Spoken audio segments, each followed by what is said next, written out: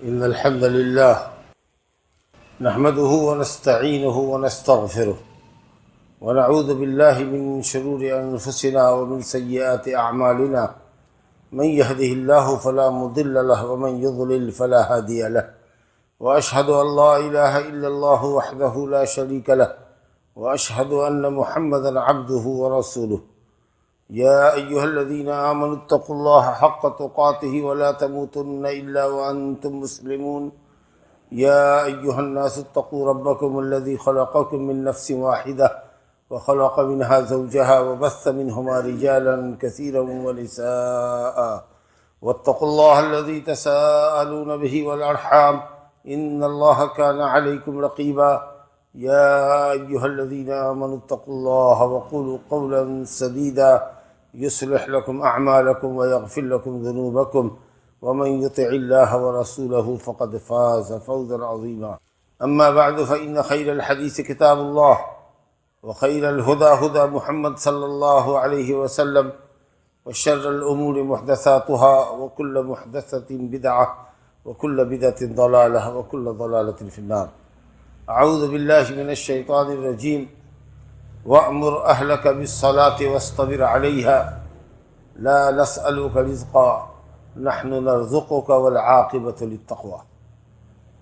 میرے بزرگوں اور دوستو، شہادتین کی اقرار کے بعد اشہد ان لا الہ الا اللہ واشہد ان محمدًا عبدہ ورسولہ، اللہ کی توحید اور رسول کی رسالت کے اقرار کے بعد جب آدمی دائرہ اسلام میں داخل ہو جاتا ہے، عملی فرائض میں سب سے اہم فریضہ، سب سے تاکیدی واجب اور محتم بالشان عبادت جو انسان پر فرض ہوتی ہے وہ نماز ہے۔ ارکان عملیہ میں سب سے عظیم المرتبت عبادت اللہ نے بندوں پر جو فرض کی ہے وہ نماز کی بندگی ہے، جسے اللہ تعالیٰ نے مکی زندگی میں نبی کریم صلی اللہ علیہ وسلم پر سب سے اعلیٰ و عرفہ اور اشرف مقام یعنی عرش سے فرض کیا تھا، جب نبی صلی اللہ علیہ وسلم شب معراج میں اللہ کے پاس بلائے گئے تھے، بغیر جبریل امین کے واسطے کے اللہ رب العالمین نے ڈائریکٹ بلا واسطہ جبریل اپنے نبی پر نماز کی عبادت فرض کی تھی۔ شروع میں تو یہ 50 وقت کی فرض کی گئی، لیکن حضرت موسیٰ علیہ وعلی نبینا افضل الصلاۃ والسلام کے کہنے پر آپ بار بار رب تعالیٰ کی طرف پلٹتے رہے اور اپنی امت کے لیے تخفیف کا سوال کرتے رہے، یہاں تک کہ 5 وقت کی نماز ٹھہری اور ثواب میں اللہ نے اس کو 50 وقت کی نماز کے برابر گردانا۔ کہا ھذہ خمس وہی خمسون، ادائیگی میں تو یہ 5 وقت رہے گی، لیکن یہ ثواب کے اعتبار سے تمہارے لیے 50 وقت کی نماز لکھی جائے گی۔ ما یبدل القول لدی، تو یہ واحد بندگی ہے جو مکی زندگی میں نبی صلی اللہ علیہ وسلم پر فرض کی گئی۔ بقیہ تمام عبادتیں، روزہ ہو، حج ہو، زکوٰۃ ہو، اور بھی دوسرے واجبات اسلام ہو، ان سب کی فرضیت مدنی زندگی میں ہوئی۔ صرف یہ ایک واحد عبادت نماز ہے جو مکی زندگی میں فرض ہوئی، عرش پہ فرض ہوئی، ڈائریکٹ فرض ہوئی اللہ کے نبی پر بلا واسطہ جبریل کے، بقیہ ساری بندگی زمین کے اوپر جبریل امین کے واسطے سے فرض ہوئی، جو اس عبادت کی اہمیت اور اس کے مقام اور مرتبے کی رفعت کو بیان کرنے کے لیے کافی ہے۔ اسی طریقہ سے یہ نماز آخری وصیت بھی ہے نبی کریم صلی اللہ علیہ وسلم کی۔ جب آپ دنیا سے رخصت فرما رہے تھے، آپ کی روح اقدس آپ کے جسم اطہر سے نکلنا چاہ رہی تھی، اس وقت میں جو نصیحت اور وصیت کے کلمات آپ کی زبان مبارک پر جاری تھے وہ یہی تھے، الصلاۃ الصلاۃ وما ملکت ایمانکم، نماز نماز اور اپنے ماتحتوں کی پابندی۔ تو یہ پہلا فریضہ ہے اور نبی کریم صلی اللہ علیہ وسلم کی آخری وصیت بھی ہے، اس لیے نماز کا بہت اہتمام کرنا چاہیے ہر مسلمان مرد اور عورت کو۔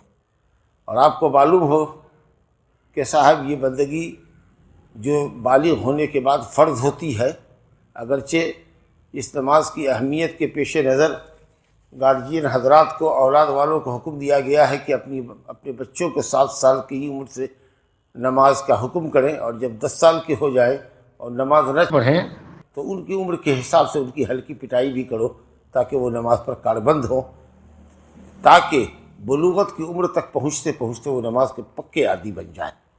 کیونکہ نماز کا ترک بہت سنگین ہے، جیسا کہ آپ خطبے میں ملاحظہ کریں گے، تو یہ اہم عبادت ہے، اور اس کے تعلق سے آتا ہے حدیث صحیح کے اندر کہ ان اول ما یحاسب به العبد یوم القیامۃ من عمله صلاته فإن صلحت فقد افلح وانجح وإن فسدت فقد خاب وخسر۔ نماز پہلی بندگی ہے، انسان کے عملوں میں سے پہلا عمل ہے جس کے متعلق بندہ قیامت کے دن سوال کیا جائے گا، جس کے متعلق بندے سے قیامت کے دن سب سے پہلے سوال کیا جائے گا۔ اگر نماز درست پائی گئی تب بندہ کامیاب ہو گیا، نجات پا گیا، اور اگر نماز ہی فاسد پائی گئی تو وہ خائب و خاسر ہوا۔ علماء نے اس سے استدلال کرتے ہوئے کہا کہ اگر نماز صحیح نہیں ہوئی تو اللہ تعالیٰ دوسرے عملوں کی طرف نظر ہی نہ کرے گا، سارے اعمال ایسے ہی آپ کے دھڑے کے دھڑے رہ جائے گی۔ اگر نماز درست ہوئی تو دوسرے عملوں کو دیکھے گا، پھر اللہ رب العالمین اپنے فرشتوں سے کہے گا کہ اگر اس کے فریضے میں کچھ کمی ہے تو دیکھو اس کے نوافل ہیں، سنن و نوافل کا بھی اہتمام کرنا چاہیے، تو اس سے پوری ان کے نقص کی تکمیل کر دو، فرض نماز کے اندر جو نقص ہے اس کی تکمیل کر دو، تو چنانچہ اس کے فرض کی تکمیل کر دی جائے گی، پھر تمام اعمال کو اسی طریقہ سے لیا جائے گا۔ ابو داؤد کی روایت ہے، امام حاکم نے روایت کیا ہے، اس کو صحیح کہا ہے۔ نماز اتنی اہم اور محترم شان عبادت ہے کہ نبی کریم صلی اللہ علیہ وسلم نے اور خود قرآن مجید نے اس کی حفاظت کا حکم دیا ہے، اس پر دوام برتنے کا حکم دیا ہے۔ والذین هم علی صلواتهم یحافظون اولئک هم الوارثون الذین یرثون الفردوس هم فیہا خالدون۔ سورہ مومنون میں اللہ رب العالمین نے 7 صفات ابتدائی آیات میں مومنوں کی بتائی ہے۔ پہلی صفت ہی اللہ نے بتائی قد افلح المؤمنون الذین هم فی صلاتهم خاشعون، جو خشوع کے ساتھ نماز ادا کرتے ہیں، دل میں ان کے اللہ کا خوف ہوتا ہے، ایسا خوف جس کی وجہ سے اعضاء اور جوارے بھی ان کے سکینت میں ہوتے ہیں، اعضاء اور جوارے بھی ان کے اللہ کے تابع اور فرما بردار ہوتے ہیں، ان کی زندگی میں ان کے اعمال سے بھی اللہ رب العالمین کی حکموں کی بجا آوری کا پتہ چلتا ہے، یعنی ایسا دل کا خوف جس سے اعضاء اور جوارے کے اوپر بھی مسکنت اور ذلت اور عاجزی اللہ رب العالمین کے لیے پائی جائے۔ تو دل دماغ کو حاضر رکھ کر کے اور اطمینان کے ساتھ نماز ادا کرتے ہیں، ایسا سمجھتے ہیں کہ وہ اللہ کو دیکھ رہے ہیں۔ اگر اس درجے کی پختگی نہ ہو عبادت کے اندر تو کم سے کم یہ تو بندہ ضرور سمجھے کہ نماز میں ہے، اللہ اس کو دیکھ رہا ہے۔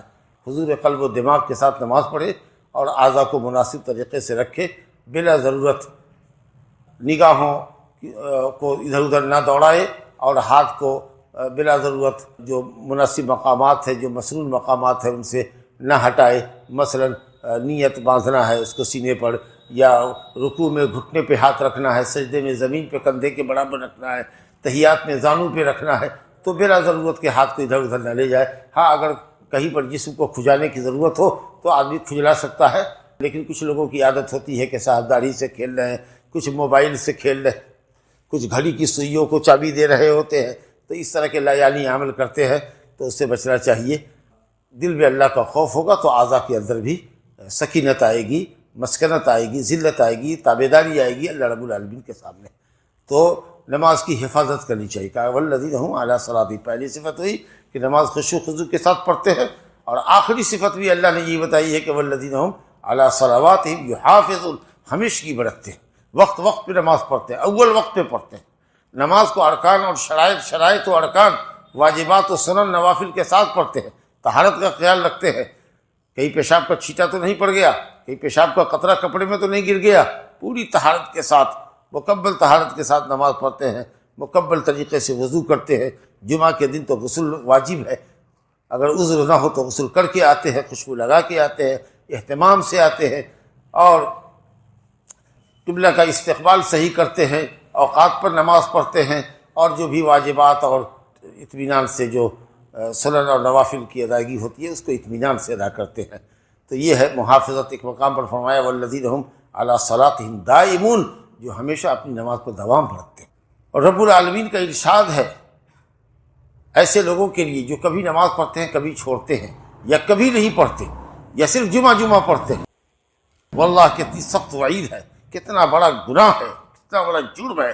آپ اندازہ کیجئے، فرمایا گیا فخلف من بعدهم خلف اضاعوا الصلاة واتبعوا الشہوات فسوف یلقون غیا، بعد میں ناخلف لوگ پیدا ہو گئے، صالحین کے بعد، اچھے لوگوں کے بعد ناخلف پیدا ہو گئے، برے لوگ پیدا ہو گئے، جنہوں نے نمازوں کو ضائع کیا اور خواہشات نفس کی پیروی کی، شراب پینے لگے، بدکاری کرنے لگے، گناہ کرنے لگے۔ ظاہر ہے کہ جب آپ نماز چھوڑیں گے، وہ نماز جو انسان کو بے حیائی اور برائی سے روکتی ہے، تو گناہ میں ملوث ہوگی۔ تو وہ لوگ جنہوں نے نمازوں کو ضائع کیا اور شہوات کی پیروی کی، شہوات کو، خواہشات نفس کو اللہ کی اطاعت پر اور نماز کی ادائیگی پر مقدم کیا، اللہ کہتا ہے فسوف یلقون غیا، ایسے لوگ ضرور بھی ضرور عنقریب غی میں داخل کیے جائیں گے۔ غی کے متعلق کئی اقوال ہیں۔ ایک قول یہ ہے کہ وہ جہنم میں وادی ہے، جہنم کی ایک ایسی وادی ہے جس کے اندر خون اور پیپ بہہ رہا ہوگا، اس میں اس کو ڈالا جائے گا۔ کہا گیا ایک قول یہ ہے کہ جہنم کی ایسی گرم وادی ہے کہ دوسری وادیاں اس سے پناہ چاہتی ہے۔ کچھ لوگوں نے عذاب، کچھ لوگوں نے ہلاکت، کچھ لوگوں نے خسران معنی کیا ہے۔ بہرحال انجام بہت برا ہے۔ فویل للمصلین الذین هم عن صلاتهم ساہون، ویل ہے، خرابی ہے، دنیا اور آخرت کی بربادی ہے، یا جہنم کی ایک گھاٹی ہے، ایک کھائی ہے ان لوگوں کے لیے جو اپنی نمازوں سے غفلت برتتے ہیں۔ سوچیے، جو نمازوں کو تاخیر سے پڑھتے ہیں، اپنے وقت سے نمازوں کو ان کے وقتوں سے مؤخر کر کے پڑھتے ہیں، ان کے لیے یہ عذاب ہے۔ تو جو لوگ نماز بالکلیہ چھوڑتے ہیں ان کا کیا حشر ہوگا؟ حدیث ہے ان بین الرجل وبین الکفر والشرک ترک الصلاۃ، یا لیس بین الرجل وبین الکفر والشرک الا ترک الصلاۃ، مرد کے درمیان اور کفر و شرک کے درمیان اگر کوئی چیز ہے تو وہ صرف نماز کا چھوڑنا ہے۔ اگر نماز پڑھتے ہیں تو آپ مسلمان ہیں، نماز چھوڑتے ہیں تو کافر ہیں۔ اللہ اکبر۔ حدیث صحیح ہے من ترک الصلاۃ مکتوبۃ فقد بریت منہ ذمۃ اللہ، من ترک الصلاۃ متعمدا فقد کفر، جس نے جان بوجھ کر نماز چھوڑ دی کوئی عذر نہیں ہے۔ اور عذر کیا ہو سکتا ہے؟ عورت کے لیے عذر ہے حیض و نفاس، اور اس کے علاوہ مرد عورت کے لیے ایک کامن عذر ہے، مشترک عذر ہے کہ جب عقل حواس باختہ ہو جائے، انسان عقل اس کام نہ کرے، کوما میں چلا جائے، عقل اور ہوش سے بیگانہ ہو جائے، عقل و ہوش باقی نہیں ہے، تبھی وہ فرض ساقط ہوتا ہے۔ ورنہ بلوغت کے وقت سے لے کر جب تک عقل آپ کی باقی ہے آپ پر نماز فرض ہے۔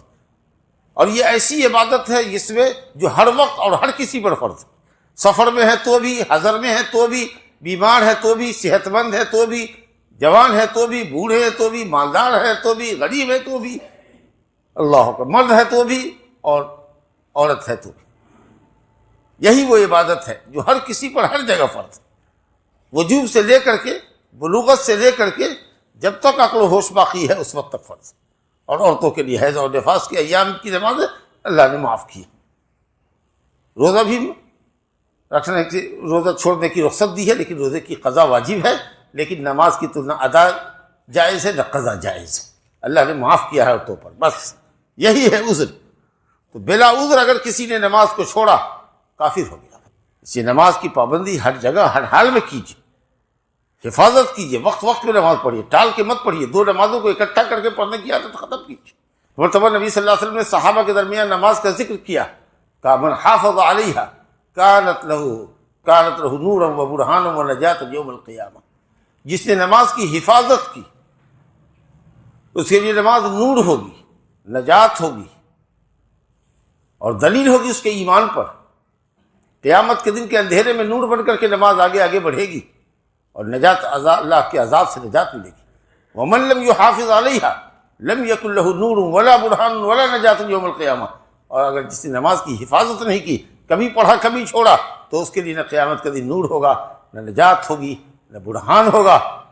وکان مع قارون و فرعون و حامان و ابی بن خلف، اور وہ شخص قارون کے ساتھ، فرعون کے ساتھ، حامان کے ساتھ اور ابی بن خلف جیسے مشرکین کے ساتھ ہوگا، بہت برا حشر ہوگا۔ تو یہ ہے نماز ضائع کرنے والوں کا معاملہ۔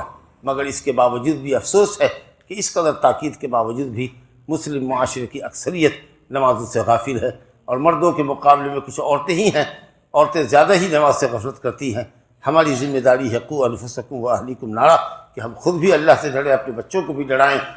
یہ جو آیت میں نے پڑھی تھی سورہ طٰہٰ کی آیت نمبر 132، اللہ تعالیٰ فرماتا ہے وَأْمُرْ أَهْلَكَ بِالصَّلَاةِ وَاصْطَبِرْ عَلَيْهَا، اے نبی اپنے اہل و عیال کو نماز کا حکم کرو، اپنی قوم کو نماز پڑھو۔ نبی کے ماننے والے بھی نبی کے اہل ہوتے ہیں، اور اہل بیوی بچے کو تو کہتے ہی ہیں، تو اپنے بیوی بچوں کو، اپنے ماتحتوں کو نماز کا حکم کرو، سختی کرو نماز نہ پڑھنے والوں کے اوپر، سختی کرو۔ وَأْمُرْ أَهْلَكَ بِالصَّلَاةِ وَاصْطَبِرْ عَلَيْهَا، خود بھی نماز پڑھ، ہمیشہ کڑبد رہو۔ لَا نَسْأَلُكَ رِزْقًا، ہم تم سے روزی نہیں چاہتے، روزی تو ہم دیتے ہیں، تم سب کی روزی کا ذمہ تو ہم نے نہیں رکھا، ہم تم سے روزی نہیں مانگتے، یا ہم تم اپنے کسی بندے کو یا کسی مخلوق کو روزی دینے کا تم کو ہم نے مکلف نہیں کیا ہے، روزی تو سب کی ہمارے ذمہ، تم ہماری نمازوں کی پابندی کرو۔ وَالْعَاقِبَةُ لِلْتَقْوَىٰ، اور انجام متقیوں کے لیے ہے، بہتر انجام دنیا میں بھی اور آخرت میں بھی متقیوں کے لیے۔ وَالْعَاقِبَةُ لِلْمُتَّقِينَ، بہتر انجام متقیوں کے لیے۔ تو اس قدر تاکید نبی صلی اللہ علیہ وسلم کو اللہ نے کی ہے کہ آپ اپنے اہل و عیال کو نماز کا حکم کیجیے، اور اس پر ہمیشگی برتیے۔ اسی طریقہ سے میرے بھائیوں، قول یاد آیا نماز کی اہمیت کے سلسلے میں، حضرت عمر فاروق رضی اللہ عنہ کا قول ہے لا حظ للاسلام لمن ترک الصلاۃ، جس نے نماز چھوڑ دیا اس کا اسلام میں کوئی حصہ نہیں۔ جس نے نماز چھوڑ دیا وہ اپنے آپ کو مسلمان نہ کہے، کوئی حصہ داری اس کی اسلام میں اب باقی نہ رہی۔ اللہ اکبر۔ اور حضرت عبداللہ بن شقیق بزرگ تابعی ہیں، صحابہ کے شاگرد کو تابعی کہتے ہیں، وہ کہتے ہیں ما کان اصحاب رسول اللہ صلی اللہ علیہ وسلم لا يرون شيئا من الاعمال ترکہ کفر، لا يرون اصحاب رسول اللہ صلی اللہ علیہ وسلم من الاعمال ترکہ کفر الا الصلاۃ، او کما قال عبداللہ بن شقیق کہ صحابہ کرام رضوان اللہ علیہم اجمعین اس بات پر متفق تھے کہ جس عمل کا چھوڑنا کفر ہے وہ نماز ہے، یعنی نماز کو چھوڑ دینے والا کافر، اس پر صحابہ کرام کا اتفاق تھا۔ اب بتائیے جو لوگ نماز نہیں پڑھتے ہیں یا کبھی پڑھتے ہیں کبھی چھوڑتے ہیں، کیسی کافرانہ زندگی بسر کر رہے ہیں۔ ایک مسلمان اور نماز کا ترک اسمبھو، یہ بات ایسی ہی ہے جیسے آگ اور پانی کا بیر، مسلمان ہے تو نماز پڑھے گا، دوسرے عملوں میں کوتاہی ہو جائے تو ہو جائے، لیکن نماز میں تو کوتاہی نہیں ہونی چاہیے، بڑی اہمیت کی چیز ہے۔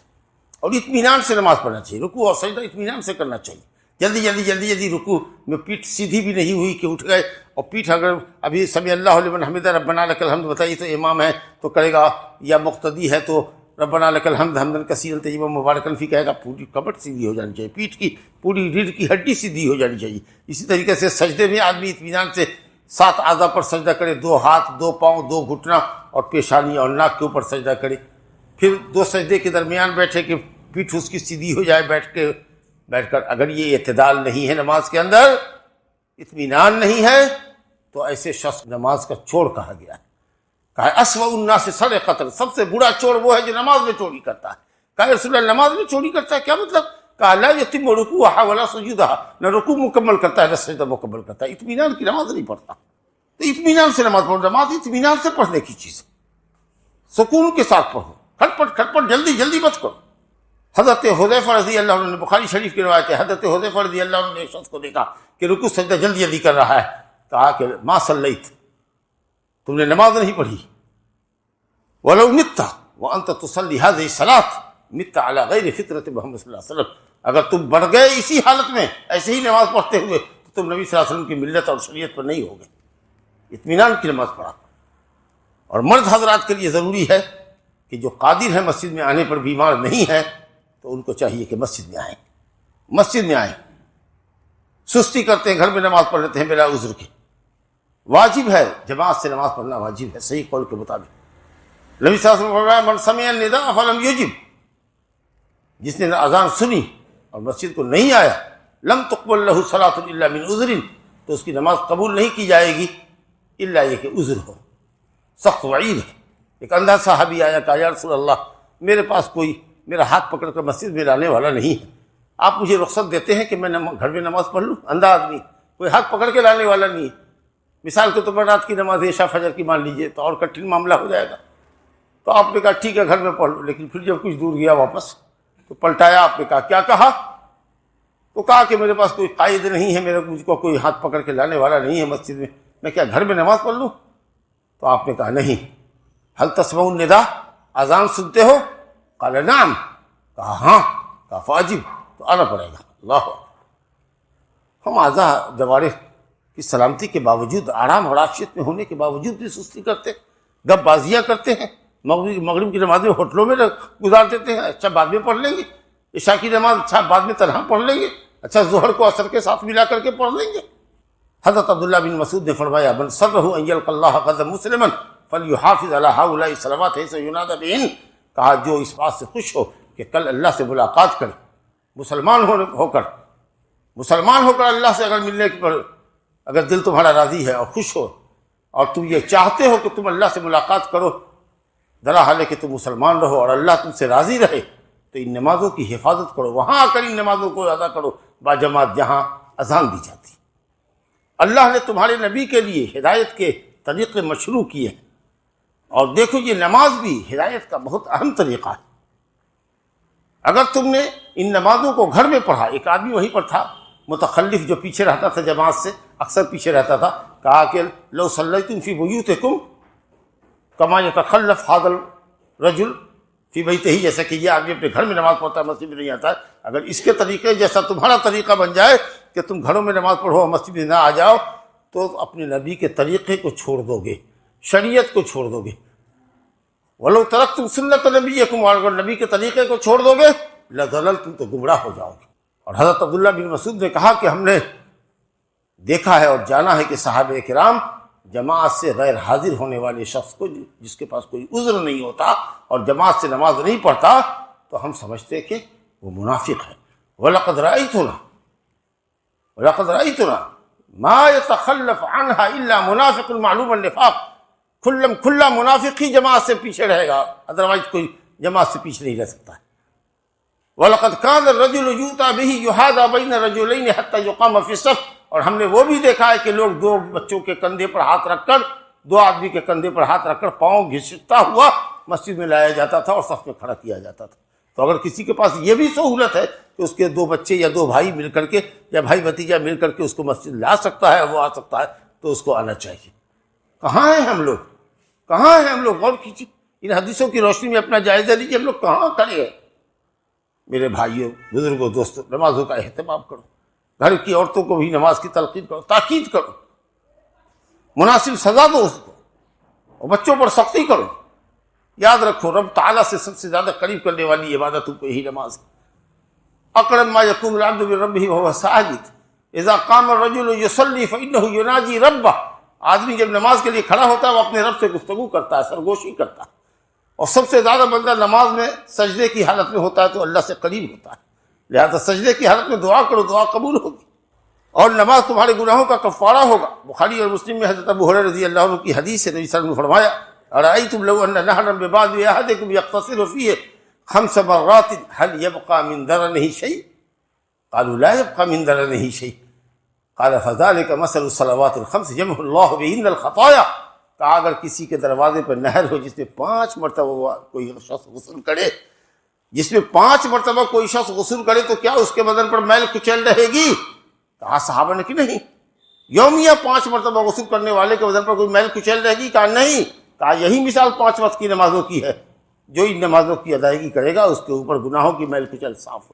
میں اللہ تعالیٰ سے اپنے لیے اور آپ سب کے لیے دعا کرتا ہوں کہ وہ ہم سب کو اپنی عبادتوں کا پابند بنائے، اور خاص کر نماز جو سب سے اہم فریضہ ہے، اسلام کے فرائض میں سب سے اہم فریضہ ہے. اللہ تعالیٰ اس عبادت کا اہتمام کرنے، اس کی حفاظت کرنے، اس پر دوام برتنے کی، ہمیشگی برتنے کی ہم سب کو توفیق عطا فرمائے. انہ تعالیٰ سمیع مجیب. اقول ما تسمعون واستغفر اللہ لی ولکم ولسائر المسلمین من کل ذنب فاستغفروہ انہ هو الغفور الرحیم.